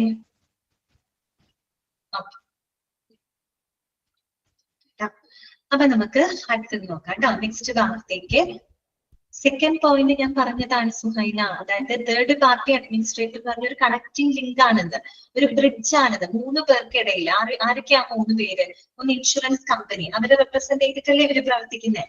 ഇൻഷുറൻസ് കമ്പനി, പിന്നെ പോളിസി ഹോൾഡർ, പോളിസി എടുത്തിട്ടുള്ള വ്യക്തി, patient. Okay, health care provider ആരാ? ഹോസ്പിറ്റല്. ഈ 3 പേർക്കിടയിൽ, ഇവർക്കിടയിൽ കാര്യങ്ങൾ, ഇൻഷുറൻസിന്റെ കാര്യങ്ങളൊക്കെ നല്ല രീതിയിൽ കൊണ്ടുപോകുന്നതിന് ഇവരുടെ ഇടയിൽ ഒരു കണക്ടിംഗ് ലിങ്ക് ആയിട്ടാണ് ആര് പ്രവർത്തിക്കുന്നത്? തേർഡ് പാർട്ടി അഡ്മിനിസ്ട്രേറ്റർമാര് പ്രവർത്തിക്കുന്നത്. ഇപ്പൊ മനസ്സിലായോ? ഓക്കെ ആണോ? അടുത്തത് കേട്ടോ, who all are there in a TPA and what do they do? ഇനി നമ്മൾ പറഞ്ഞു ഒരു ഏജൻസി ആണെന്നൊക്കെ നമുക്ക് മനസ്സിലായി. കുറച്ചുകൂടി ഡീറ്റെയിൽ ആയിട്ട് പഠിക്കാനുണ്ട്. അതായത് ഈ പറയുന്ന തേർഡ് പാർട്ടി അഡ്മിനിസ്ട്രേറ്റർ ഉണ്ടല്ലോ, അതിന് വരുന്ന മെമ്പേഴ്സുകൾ ആരൊക്കെയാണ്? അതൊരു കമ്പനിയാണെന്ന് നമ്മൾ പറഞ്ഞു അല്ലെ, ഒരു കമ്പനിയിൽ ഒരു ഓർഗനൈസേഷൻ ആണെന്ന് പറഞ്ഞു. അതിന് വരുന്ന മെമ്പേഴ്സുകൾ ആരൊക്കെയാണ്, എന്തൊക്കെയാണ് അവരവിടെ ചെയ്യുന്നത്, എന്തൊക്കെ ഫങ്ഷൻസുകളാണ് അവർക്ക് ചെയ്യാനായിട്ടുള്ളത്, ആ കാര്യങ്ങളാണ് ഇനി പറയുന്നത്. ഇതൊക്കെ മനസ്സിലാക്കിയിരിക്കണം കേട്ടോ. നോക്കാം, according to the regulations of IRDA, TPA should have maintained their own in-house medical doctor. That means bracket കൊടുത്തിട്ടുണ്ട്, registered with the Medical Council of India, that hospital managers, legal experts, insurance consultants, information technology professionals, that means IT professionals, and management consultants. എന്താണ് അവിടെ പറയുന്നത്? നമ്മുടെ IRDA പ്രകാരം TPA എന്ന് പറയുന്ന ആ ഒരു ഓർഗനൈസേഷൻ ഉണ്ടല്ലോ, തേർഡ് പാർട്ടി ഓർഗനൈസേഷൻ, അഡ്മിനിസ്ട്രേറ്റർമാര്, ആ ഒരു ഓർഗനൈസേഷനിൽ ആരൊക്കെയാണ് മെമ്പേഴ്സ് ആയിട്ട് വരുന്നത്? ഒന്ന് പറയുന്നത് ഇൻഹൗസ് മെഡിക്കൽ ഡോക്ടർ. അതിനകത്തൊരു ഡോക്ടർ ഉണ്ടായിരിക്കും, ഒരു മെഡിക്കൽ ഡോക്ടർ ഉണ്ടായിരിക്കും. Doctor who is registered in the medical council of India കേട്ടോ. നമ്മുടെ ഇന്ത്യൻ മെഡിക്കൽ കൗൺസിലിന് രജിസ്റ്റർ ചെയ്തിട്ടുള്ള ഒരു മെഡിക്കൽ ഡോക്ടർ അതിനകത്ത് അംഗമാണ്, മെമ്പറാണ് കേട്ടോ.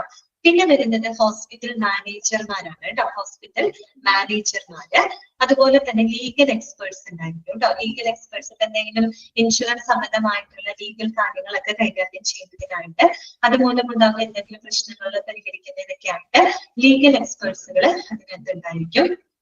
പിന്നെ വന്നിട്ട് ഇൻഷുറൻസ് കൺസൾട്ടൻസ്, ഇൻഷുറൻസിന്റെ കാര്യങ്ങളൊക്കെ പറയാനും അതിനെ പറ്റിയിട്ടൊക്കെ വിശദമാക്കാനും ഇൻഷുറൻസ് കൺസൾട്ടൻസ് ഉണ്ടായിരിക്കും. പിന്നെ IT പ്രൊഫഷണൽസ് ഉണ്ടായിരിക്കും, IT പ്രൊഫഷണൽസ് ഉണ്ടായിരിക്കും. പിന്നെ മാനേജ്മെന്റ് കൺസൾട്ടൻസ്, മാനേജ്മെന്റ് എന്ന് വെച്ചാൽ ഹോസ്പിറ്റൽ മാനേജ്മെന്റ് ഉണ്ടല്ലോ, അവരെ റെപ്രസെന്റ് ചെയ്തുകൊണ്ടുള്ള കൺസൾട്ടൻസും ഉണ്ടായിരിക്കും. ഓക്കെ, അപ്പൊ ഇത്രയും ആളുകൾ അടങ്ങുന്നതാണ് ഒരു TPA എന്ന് പറയുന്നത് കേട്ടോ. ആരൊക്കെയാണ് ചിലപ്പോൾ നിങ്ങളോട് ചോദിക്കാം, താഴെ തന്നിരിക്കുന്നവയില് ഒരു തേർഡ് പാർട്ടി അഡ്മിനിസ്ട്രേറ്റീവിൽ ഉൾപ്പെടുന്നവർ ആരാണ്, ഉൾപ്പെടാത്തത് ഏതാണെന്നൊക്കെ വേണമെങ്കിൽ ചോദിക്കാം. അപ്പൊ അറിഞ്ഞിരിക്കാം, ഒരു മെഡിക്കൽ ഡോക്ടർ ഉണ്ടായിരിക്കും, ഇന്ത്യൻ മെഡിക്കൽ കൗൺസിൽ രജിസ്റ്റർ ചെയ്തിട്ടുള്ള ഒരു മെഡിക്കൽ ഡോക്ടർ ഉണ്ടായിരിക്കും, ഹോസ്പിറ്റൽ മാനേജർമാരുണ്ടായിരിക്കും, ഓക്കെ, പിന്നെ ലീഗൽ എക്സ്പേർട്സുകൾ ഉണ്ടായിരിക്കും, പിന്നെ ഇൻഷുറൻസ് കൺസൾട്ടൻസ് ഉണ്ടായിരിക്കും, IT പ്രൊഫഷണൽസ് ഉണ്ടായിരിക്കും, പിന്നെ മാനേജ്മെന്റിന്റെ കൺസൾട്ടൻസും ഉണ്ടായിരിക്കും. ഇത്രയും പേരടങ്ങുന്നതാണ് TPA എന്ന് പറയുന്നത്. ഓക്കെ, അപ്പൊ മെമ്പേഴ്സ് ആരൊക്കെയാണെന്ന് മനസ്സിലായി. ഇനി എന്തൊക്കെ ഫങ്ഷൻസ് ആണ് അവർ ചെയ്യുന്നത്, എന്തൊക്കെ കാര്യങ്ങളാണ് അവർ ചെയ്യുന്നത് നോക്കാം. സെക്കൻഡ് പോയിന്റ് നോക്കുക. The team of these professionals liaison with the customers for streamlining the claim process and make sure that there are no false claims and also limit unwanted treatment, thus enhancing the quality of services, which eventually leads to the lower insurance premium. ഒന്ന് underline ചെയ്ത് വെച്ചോളൂ കേട്ടോ. അതായത് ഈ ഒരു health team ഉണ്ടല്ലോ, നമ്മൾ പറഞ്ഞില്ല ഇത്ര മെമ്പേഴ്സ് ഉണ്ടെന്ന്. ആ ഒരു പ്രൊഫഷണൽസിന്റെ ടീം എന്ന് പറയുന്നത് അവര് നമ്മുടെ കസ്റ്റമേഴ്സുമായിട്ട്, കസ്റ്റമേഴ്സ് എന്ന് വെച്ചാൽ പോളിസി ഹോൾഡേഴ്സ് ആണല്ലോ, അവരുമായിട്ട് നല്ലൊരു റിലേഷൻഷിപ്പ് മെയിൻറ്റെയിൻ ചെയ്യുന്നത്. ലിസോൺ എന്ന് പറഞ്ഞു കഴിഞ്ഞാൽ റിലേഷൻഷിപ്പ് ആണ് കേട്ടോ. അവര് തമ്മിലൊരു നല്ലൊരു ബന്ധം, ഒരു നല്ലൊരു പോസിറ്റീവ് ആയിട്ടുള്ള ഒരു റിലേഷൻഷിപ്പ് അവര് മെയിൻറ്റെയിൻ ചെയ്യുന്നത്. എന്തിനു വേണ്ടിയിട്ടാണെന്നൊക്കെ, for streamlining the claim process, അതായത് ഈ പറഞ്ഞ ഇൻഷുറൻസ് ക്ലെയിം പ്രോസസ്സുകളൊക്കെ നല്ല രീതിയിൽ സിംപ്ലിഫൈ ചെയ്യുന്നതിന്, വളരെ നല്ല രീതിയിൽ നല്ല സ്മൂത്ത് ആയിട്ട് അത് നടക്കുന്നതിന് വേണ്ടിയിട്ട് ഈ പറയുന്ന കസ്റ്റമേഴ്സുമായിട്ട് ഈ ടീം നല്ലൊരു തേർഡ് പാർട്ടി അഡ്മിനിസ്ട്രേറ്റർ ആ ടീം ഉണ്ടല്ലോ, അവർ നല്ലൊരു റിലേഷൻഷിപ്പ് മെയിൻറ്റെയിൻ ചെയ്യുന്നത്. എങ്ങനെയൊക്കെയാണ് അവർ സഹായിക്കുന്നത് നോക്കിയേ. Make sure that there are no false claims, അതായത് തെറ്റായിട്ടുള്ള ക്ലെയിമുകളൊന്നും നടക്കുന്നില്ല എന്ന് ഉറപ്പാക്കുന്നതിനും, തെറ്റായിട്ടുള്ള ക്ലെയിമുകൾ ഇപ്പൊ ചില ആളുകള് പോളിസി എടുത്തിട്ട് ആവശ്യമില്ലാത്ത കാര്യങ്ങൾക്ക് മുഴുവൻ ക്ലെയിം ചെയ്യും, നിസ്സാരമായിട്ടുള്ള കാര്യങ്ങൾക്ക് ഓടിപ്പോയി ക്ലെയിം ചെയ്യും. അങ്ങനെ ചെയ്യരുത്. അപ്പൊ ആ രീതിയിൽ തെറ്റായിട്ടുള്ള ക്ലെയിമുകളൊന്നും ചെയ്യുന്നില്ല എന്ന് ഉറപ്പുവരുത്തുന്നതും, പിന്നെന്താണ്, also limit the unwanted treatment, അതിലൂടെ അനാവശ്യമായിട്ടുള്ള ചികിത്സകളെ പരിമിതപ്പെടുത്താനും, ഓക്കെ, അനാവശ്യമായിട്ടുള്ള ചികിത്സകളെ പരിമിതപ്പെടുത്താനും, and thus enhancing the quality of services, അതിലൂടെ വളരെ ക്വാളിറ്റിയുള്ള ഒരു ഗുണമേന്മയുള്ള സേവനങ്ങൾ വർദ്ധിപ്പിക്കുന്നതിനും, that eventually leads to the lower insurance premium, അത് സ്വാഭാവികമായിട്ടും ഒരു താഴ്ന്ന പ്രീമിയം തുകയിലേക്ക് ലീഡ് ചെയ്യുന്നു, അല്ലെ, താഴ്ന്ന പ്രീമിയം തുകയിൽ നമുക്ക് സേവനങ്ങൾ ലഭ്യമാക്കുകയും ചെയ്യും. അപ്പൊ അങ്ങനെയുള്ള സേവനങ്ങൾ പ്രൊവൈഡ് ചെയ്യുന്നത് ആരാണ്? ഈ പറയുന്ന തേർഡ് പാർട്ടി അഡ്മിനിസ്ട്രേറ്റേഴ്സ് ആണ്. എന്ന് പറഞ്ഞാല് ഈ പറയുന്ന പോളിസി എടുത്തിട്ടുള്ള ആളുകൾ തെറ്റായിട്ടുള്ള ക്ലെയിമുകൾ ചെയ്യുന്നില്ല എന്ന് ഉറപ്പുവരുത്തണം. ചിലവർ പോളിസി ഒക്കെ എടുത്തിട്ട് നിസ്സാരപ്പെട്ട രോഗങ്ങൾക്കൊക്കെ ഓടിപ്പോയിട്ട് അവർ ക്ലെയിം ചെയ്യും. അത് കമ്പനിയെ സംബന്ധിച്ച് ഭയങ്കര റിസ്ക് ആണ് ചെയ്യുന്നത്. അപ്പൊ ആ ഒരു തെറ്റായിട്ടുള്ള ശരിയല്ലാത്ത കാര്യങ്ങൾക്കൊക്കെ ഇല്ലാത്ത അസുഖം ഉണ്ടെന്നൊക്കെ വരുത്തി അങ്ങനെയൊക്കെ ക്ലെയിമുകളൊക്കെ ചെയ്യുന്ന ആളുകളുണ്ടാവും, പൈസക്ക് എന്തെങ്കിലുമൊക്കെ ആവശ്യങ്ങൾക്ക് വേണ്ടിയിട്ട്. അപ്പൊ ആ രീതിയിൽ തെറ്റായിട്ടുള്ള ക്ലെയിമുകൾ ചെയ്യുന്നില്ല എന്ന് ഉറപ്പുവരുത്തണം. പിന്നെ പറയുന്നത് അനാവശ്യമായിട്ടുള്ള ചികിത്സകൾ പരിമിതപ്പെടുത്തുക എന്ന് വെച്ചാൽ ആവശ്യത്തിന്റെ ശരിക്കും നമുക്കൊരു അത്യാവശ്യ ഒരു ചികിത്സയ്ക്ക് വേണ്ടിയിട്ടാണ് നമ്മൾ ആ പൈസ ഉപയോഗിക്കേണ്ടത്. അനാവശ്യമായിട്ടുള്ള ചികിത്സകൾക്ക് വേണ്ടിയിട്ട് ആവശ്യമില്ലാണ്ട് കുറെ ക്ലെയിം ചെയ്ത് അതിന്റെ ആവശ്യമില്ല. അല്ലെ, അപ്പൊ അതുകൊണ്ട് അനാവശ്യമായിട്ടുള്ള ചികിത്സകള് പരിമിതപ്പെടുത്താം. പിന്നെ അപ്പൊ അങ്ങനെ പരിമിതപ്പെടുത്തുമ്പോൾ നമുക്ക് കൊടുക്കുന്ന സേവനങ്ങൾ ഏറ്റവും നല്ല ക്വാളിറ്റിയിൽ നമുക്ക് കൊടുക്കാൻ പറ്റും, അല്ലെ. അതാണ് പറയുന്നത് enhancing the quality of service. അപ്പൊ അതിലൂടെ നമുക്ക് വളരെ അനാവശ്യമായിട്ടുള്ള കാര്യങ്ങൾ ഒഴിവാക്കുമ്പോൾ കൊടുക്കുന്ന സേവനങ്ങൾ കുറച്ചും കൂടെ നമുക്ക് ഗുണമേന്മയിൽ കൊടുക്കാനായിട്ട് സാധിക്കും, അല്ലെ. പിന്നെന്താണ്, അതിലൂടെ നമുക്ക് ചെറിയ പ്രീമിയം തുകയുടെ ആളുകൾക്ക് സേവനങ്ങൾ കൊടുക്കാൻ പറ്റും. എന്നുവെച്ചാൽ ഒത്തിരി വലിയ പ്രീമിയം ഒക്കെ അടക്കേണ്ടി വരുന്ന ആളുകൾക്ക് ബുദ്ധിമുട്ടാണ്. ഇതൊക്കെ നമ്മൾ പരിമിതപ്പെടുത്തുന്നത് നമുക്ക് അത്യാവശ്യം കുഴപ്പമില്ലാത്തൊരു അഫോർഡബിൾ ആയിട്ടുള്ള ഒരു പ്രീമിയം തുകയിൽ നമുക്ക് ഈ പറയുന്ന സേവനങ്ങളൊക്കെ കൊടുക്കാൻ സാധിക്കും. അപ്പൊ അങ്ങനെ അതിനുവേണ്ടി സഹായിക്കുന്നത് അതിനുവേണ്ടി സഹായിക്കുക എന്നുള്ളതാണ് ഈ പറയുന്ന തേർഡ് പാർട്ടി അഡ്മിനിസ്ട്രേറ്ററിന്റെ പ്രധാനപ്പെട്ട ഫംഗ്ഷൻ എന്ന് പറയുന്നത്. മനസ്സിലായല്ലോ? ക്ലിയർ ആയില്ലേ പറഞ്ഞത്? ഓക്കെ അല്ലേ? ഫങ്ഷൻസ് മനസ്സിലായോ?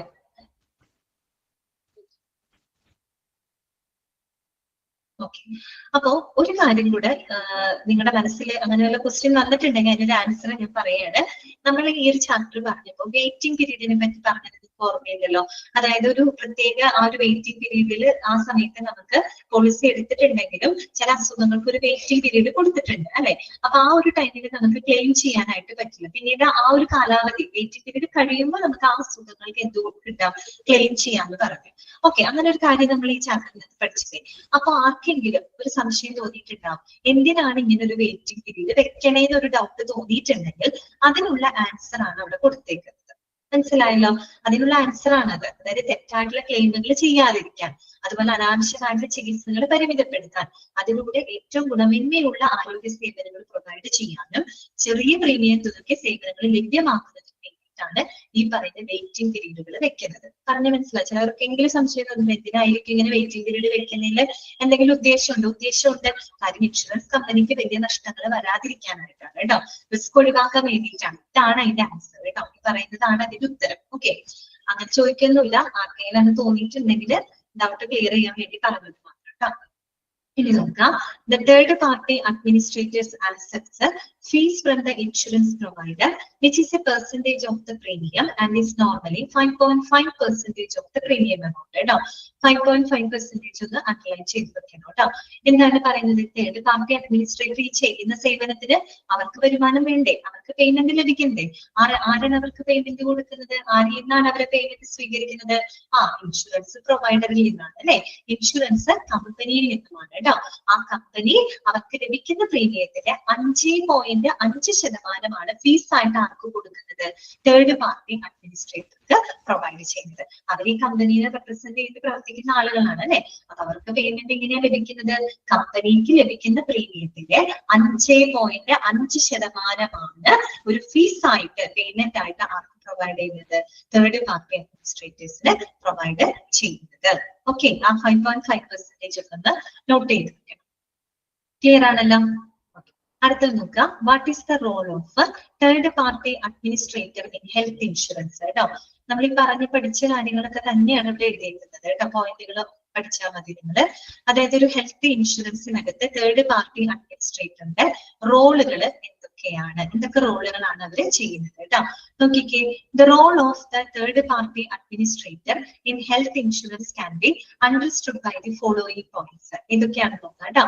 5 പോയിന്റുകൾ ഉണ്ട്. പോയിന്റ് മാത്രം പഠിച്ചു വെച്ചാൽ മതി കേട്ടോ. ഒന്നാമത്തെ എന്താണ്? നമ്മൾ പറഞ്ഞ പോയിന്റുകളാണ്. Connection between insurance company and policy holder. നേരത്തെ നമ്മൾ പറഞ്ഞില്ലേ, കമ്പനിക്കും പോളിസി ഹോൾഡറിനും ഇടയിൽ ഒരു കണക്ഷൻ ഉണ്ടാക്കുന്നു അല്ലെ. പ്രത്യേകിച്ച് ഇങ്ങനെയുള്ള തേർഡ് പാർട്ടി അഡ്മിനിസ്ട്രേറ്റർ പ്രൊവൈഡ് ചെയ്യുന്ന ക്യാഷ്ലെസ് ഫെസിലിറ്റിയാണ്, പണരഹിത ഇൻഷുറൻസ് ആണ്. അപ്പൊ പോളിസി ഹോൾഡർക്ക് വലിയ റോൾ അവിടെ വരുന്നില്ല എന്നല്ല, വരുന്നുണ്ട്. പക്ഷെ അവർക്ക് കയ്യിൽ നിന്ന് പോക്കറ്റ് മണി എടുക്കേണ്ട കാര്യമില്ല. കാര്യം കമ്പനി നേരിട്ട് ഹോസ്പിറ്റലുമായിട്ട് ഇവരുടെ ബില്ലുകളൊക്കെ അവര് സെറ്റിൽ ചെയ്തോളൂ. അതുകൊണ്ട് connection between insurance company and policy holder. Policy holder എന്താ മാറിപ്പോയി ഞാൻ പറഞ്ഞത്. അതായത് കമ്പനിക്കും പോളിസി ഹോൾഡർ, അങ്ങനെ ഞാൻ പറഞ്ഞ കാര്യം മാറ്റം വെക്കട്ടെ. ഇപ്പൊ പറഞ്ഞത് നോക്കാം. Connection between insurance company and policy holder കേട്ടോ. കമ്പനിക്കും പോളിസി ഹോൾഡറിനും ഹോസ്പിറ്റലിന്റെ ഇടയിൽ ഒരു കണക്ഷൻ ഉണ്ടാക്കിയെടുക്കുക. അവർക്കിടയിൽ ഒരു ബ്രിഡ്ജ് ആയിട്ട്, ലിങ്ക് ആയിട്ട് ആക്ട് ചെയ്യാം കേട്ടോ. നോക്കാം. Directly or indirectly, the policy holder meets the TPA in most of the hospitalization claim cases. The TPA provides the policy holder with a unique identification number and ID card, which helps in claim settlement. അതിന്റെ ഒരു ഇതാണ് പറഞ്ഞിരിക്കുന്നത്. വേറൊന്നുമല്ല, മിക്കവാറും policy holders, that means patients hospitalise ചെയ്യപ്പെടുന്ന സാഹചര്യങ്ങൾ അവർ കൂടുതലും direct അല്ലെങ്കിൽ ഇൻഡയറക്റ്റ് ആയിട്ട് അവർ മീറ്റ് ചെയ്യുന്നത് ഈ പറയുന്ന തേർഡ് പാർട്ടി അഡ്മിനിസ്ട്രേറ്റേഴ്സിനാണ്. അതുകൊണ്ട് അവർക്കിടയിൽ ഒരു കണക്ഷൻ വരുന്നുണ്ട് കേട്ടോ. അപ്പൊ ഒന്നാമത്തെ പോയിന്റ് ഓർക്കുക, connection between insurance company, policy holder and hospitals എന്ന് കൂടെ ചേർത്താലും തെറ്റില്ല കേട്ടോ. ഇത് കറക്റ്റ് ആണ്. പിന്നെ വരുന്നതാണ് റെക്കോർഡ് മെയിൻ്റനൻസ്. എന്താണ് റെക്കോർഡ് മെയിൻ്റനൻസ്? നോക്കുക.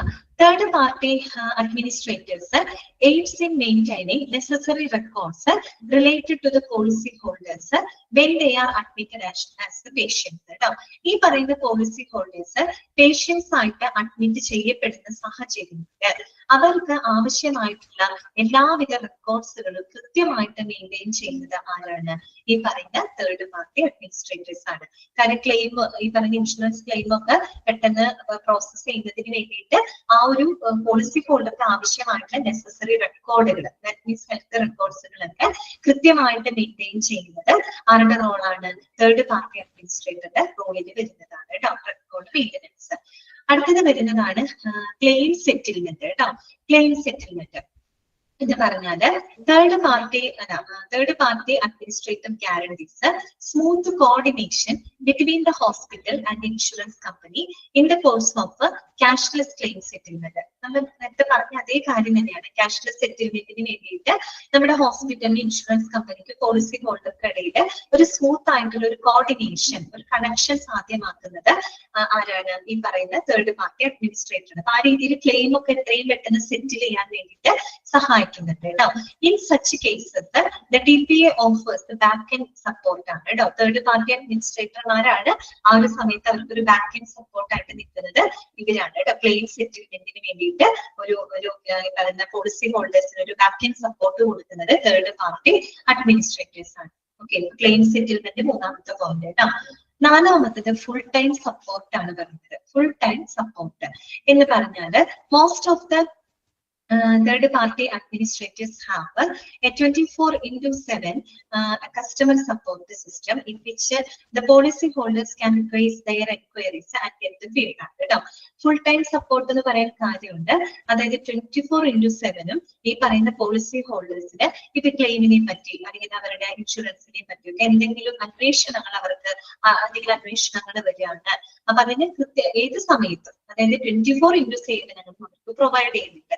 അവർക്ക് എന്തെങ്കിലും എൻക്വയറീസ് വരുന്നുണ്ട്, എൻക്വയറീസ് അന്വേഷിക്കാനും അതിനനുസരിച്ച് കൃത്യമായിട്ടുള്ള ഫീഡ്ബാക്ക് ഒക്കെ കൊടുക്കുന്ന രീതിയിൽ 24/7 ഫുൾ ടൈം സപ്പോർട്ട് ആര് കൊടുക്കുന്നുണ്ട്? തേർഡ് പാർട്ടി അഡ്മിനിസ്ട്രേറ്റേഴ്സ് കൊടുക്കുന്നുണ്ട്. അതുപോലെ അഞ്ചാമത്തെ പോയിന്റ് അഡീഷണൽ സർവീസസ് എന്ന് പറയുന്നുണ്ട്. ഇതിന് കൂടാതെ അവർ കൊടുക്കുന്ന ചില അഡീഷണൽ ആയിട്ടുള്ള സേവനങ്ങൾ എന്തൊക്കെയാന്ന് നോക്കാം. Most of the TPA also provide additional services such as ambulances, medical supplies etcetera to policy holders. അതും കൂടെ പ്രൊവൈഡ് ചെയ്യുന്നുണ്ട് കേട്ടോ. അതായത് നമ്മുടെ ആംബുലൻസ് സേവനങ്ങൾക്കുള്ളത്, മെഡിക്കൽ സപ്ലൈസിനൊക്കെയുള്ള അത്തരത്തിലുള്ള ചെറിയ ചെറിയ എക്സ്പെൻസുകളൊക്കെ വഹിക്കാനും ആ രീതിയിലുള്ള അഡീഷണൽ സർവീസസും ആര് പ്രൊവൈഡ് ചെയ്യുന്നുണ്ട്? തേർഡ് പാർട്ടി അഡ്മിനിസ്ട്രേറ്റേഴ്സ് പ്രൊവൈഡ് ചെയ്യുന്നുണ്ട്. നിങ്ങൾ പോയിന്റുകൾ മാത്രം പഠിച്ചാൽ മതി കേട്ടോ. Connection between insurance company and policy holder, record maintenance, claim settlement, full time support, then additional services like ambulance, medical supplies, അങ്ങനെയുള്ള സേവനങ്ങളും പോളിസി ഹോൾഡേഴ്സിന് ഒട്ടുമിക്ക TPA തേർഡ് പാർട്ടി അഡ്മിനിസ്ട്രേറ്റേഴ്സും പ്രൊവൈഡ് ചെയ്യുന്നുണ്ട്. ഓക്കെ ആണോ? തേർഡ് പാർട്ടി അഡ്മിനിസ്ട്രേറ്റർ നിങ്ങൾക്ക് ക്ലിയർ ആയോ? മനസ്സിലായോ? എല്ലാ പോയിന്റും ഓക്കെ ആണോ അതിനകത്ത്? ഓക്കെ അല്ലേ? ശരി. ഇനി അടുത്തത് കേട്ടോ, third party administrators operating in India കേട്ടോ. നമ്മുടെ ഇന്ത്യയിൽ ഓപ്പറേറ്റ് ചെയ്യുന്ന തേർഡ് പാർട്ടി അഡ്മിനിസ്ട്രേറ്റേഴ്സിന് കുറച്ച് എക്സാമ്പിളുകളാണ് അവിടെ കൊടുത്തിട്ടുള്ളത്. അത് വായിച്ചിട്ടാൽ മതി, ക്വസ്റ്റ്യൻ ഒന്നും വരില്ല. പിന്നെ വന്നു കഴിഞ്ഞാലും കുഴപ്പമില്ല, എല്ലാത്തിലും TPA എഴുതി വെച്ചിട്ടുണ്ട്. അപ്പൊ പിന്നെ നമുക്ക് തെറ്റുള്ളൂ. ഓക്കെ, നമുക്ക് United health care TPA private limited, media assist India TPA private limited, MD India health care TPA service private limited, Paramount Health Service and Insurance TPA Private Limited, eMeditech TPA Service Limited, Heritage Health TPA Private Limited, Focus Healthcare Services TPA Private Limited, and Medicare TPA Services Private Limited. വെറുതെ വായിച്ചു നോക്കിയാൽ മതി കേട്ടോ. എല്ലാത്തിനും TPA എന്ന് വന്നത് അതുകൊണ്ട് നമുക്ക് അത് കാണുന്നതാണ് തേർഡ് പാർട്ടി അഡ്മിനിസ്ട്രേറ്റർ ആണെന്നുള്ളത് നമുക്ക് മനസ്സിലാക്കാനായിട്ട് പറ്റും. ഇനി നമുക്ക് നെക്സ്റ്റ് പഠിക്കാനുള്ളത് processing A claim consist of the following stages കേട്ടോ. ഇനി എങ്ങനെയാണ് നമ്മൾ ഒരു ക്ലെയിം പ്രോസസ്സ് ചെയ്യുന്നത് കേട്ടോ.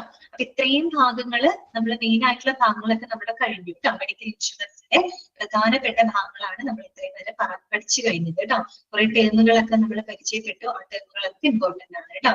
പിന്നെ ഒരു ഹെൽത്ത് ഇൻഷുറൻസിന്റെ ബെനിഫിറ്റുകൾ എന്തൊക്കെയാണ്, എന്തൊക്കെ എക്സ്പെൻസുകൾക്കുള്ള എന്തൊക്കെ കവറേജുകൾ കിട്ടുന്നുണ്ട്, എന്താണ് വെയിറ്റിംഗ് പീരീഡ് വരുന്ന അസുഖങ്ങൾ എന്തൊക്കെയാണ്, അങ്ങനെയുള്ള കാര്യങ്ങളൊക്കെ നോട്ട് ചെയ്ത് വെക്കണം കേട്ടോ. പിന്നെ പ്രധാനമായിട്ടും 3 ഇൻഷുറൻസ് സ്കീമുകളാണ് നമ്മൾ ഇതിനകത്ത് പഠിച്ചത്.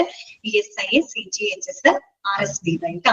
ഇതിന്റെ വർഷങ്ങള്, അതിന്റെ ബെനിഫിഷ്യറീസ് ആരൊക്കെയാണ്, എന്തൊക്കെ ബെനിഫിറ്റുകളാണ് കിട്ടുന്നത്, അങ്ങനെയൊക്കെയുള്ളത് പ്രത്യേകം നോട്ട് ചെയ്ത് പഠിക്കണം. പിന്നെ തേർഡ് പാർട്ടി അഡ്മിനിസ്ട്രേറ്റർ എന്താണ്, അത് ഇവർക്കിടയിൽ ഒരു കണക്ഷൻ ആയിട്ട് പ്രവർത്തിക്കുന്ന ഒരു ഏജൻസിയാണ് TPA എന്ന് പറയുന്നത്. അപ്പൊ അതവരുടെ കാര്യങ്ങളൊക്കെ അങ്ങനെ ഓർത്തുവെക്കുക. അങ്ങനെയാണ് മെയിൻ ഭാഗങ്ങൾ ഇതൊക്കെയാണ് കേട്ടോ. ഇനി നമുക്ക് പഠിക്കാനുള്ളത് processing A claim consist of the following stages. എങ്ങനെയാണ് സാധാരണയായിട്ട് നമ്മളൊരു ഇൻഷുറൻസ് ക്ലെയിം എങ്ങനെയാണ് നമ്മൾ പ്രോസസ് ചെയ്യുന്നത് കേട്ടോ. സിമ്പിൾ ആണ്. ഒന്നാമത്തെ നോക്കുക, ജസ്റ്റ് അറിഞ്ഞിരുന്നാൽ മതി കേട്ടോ.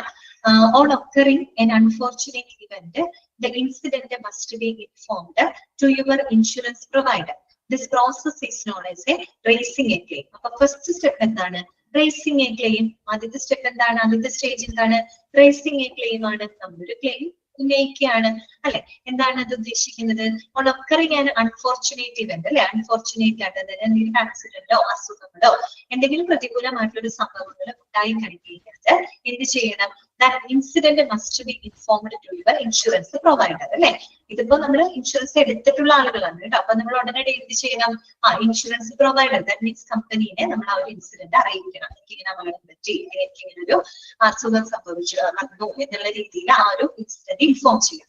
ആ ഒരു പ്രോസസ്സിനെയാണ് നമ്മൾ റേസിംഗ് എ ക്ലെയിം എന്നതുകൊണ്ട് ഉദ്ദേശിക്കുന്നത് കേട്ടോ. അപ്പൊ ഫസ്റ്റ് സ്റ്റെപ്പ് ഏതാണ്? Raising a claim. നമ്മൾ ആ ക്ലെയിം അവിടെ ഉന്നയിക്കുകയാണ്. ആരുടെ മുമ്പാകെ? ഇൻഷുറൻസ് കമ്പനിയുടെ മുമ്പാകെ നമ്മൾ ക്ലെയിം ഉന്നയിക്കുന്നു. ഒന്നാമത്തെ സ്റ്റെപ്പ്. രണ്ടാമത്തെ എന്താണ്?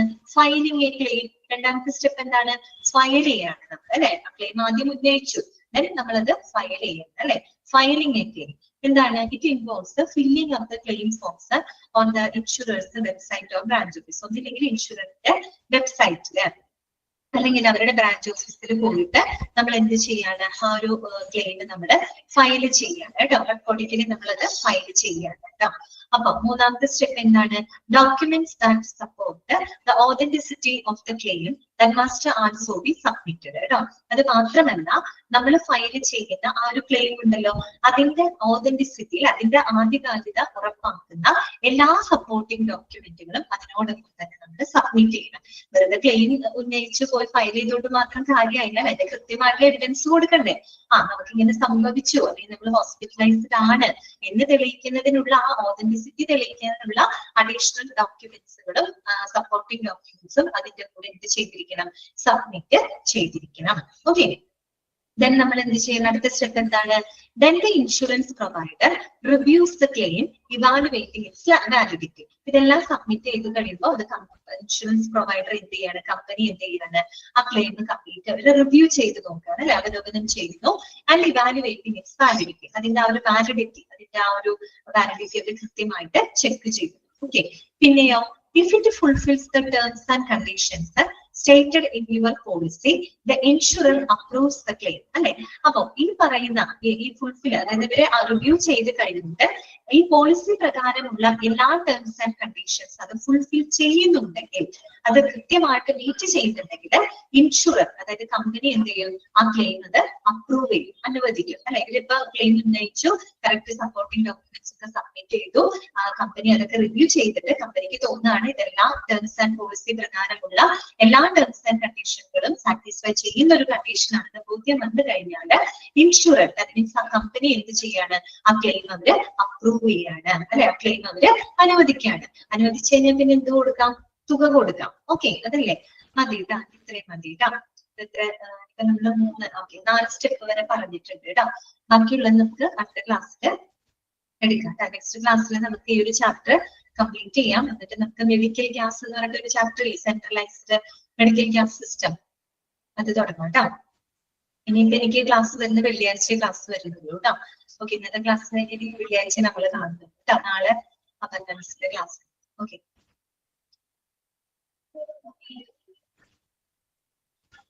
അപ്പൊ അൺമ്യൂട്ട് ചെയ്തിട്ടുണ്ട് കേട്ടോ. എന്തെങ്കിലും ഡൗട്ട് ഉണ്ടെങ്കിൽ ചോദിക്കും.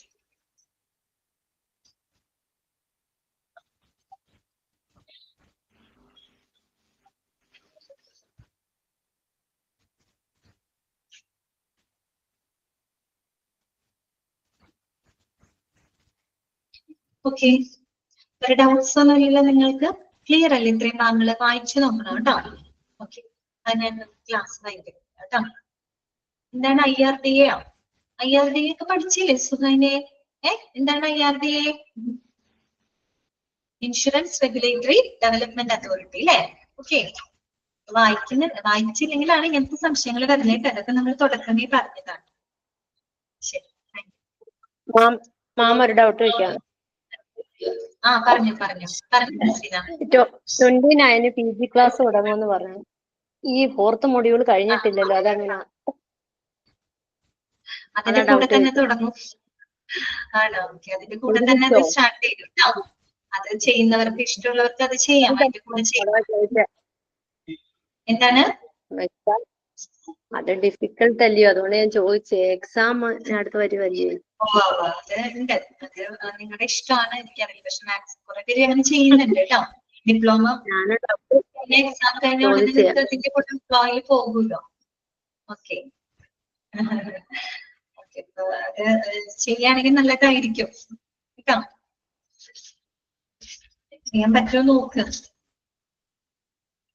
നാളെ എനിക്കറിയില്ല കേട്ടോ ഭവിത, അതിന്റെ ഡേറ്റ് എന്നാണെന്ന് എനിക്കറിയില്ല കേട്ടോ. PGയുടെ ഡേറ്റ് എന്നാന്ന് എനിക്കറിയില്ല. നിങ്ങൾ അറിയിക്കും കേട്ടോ. ശരി, താങ്ക് യു.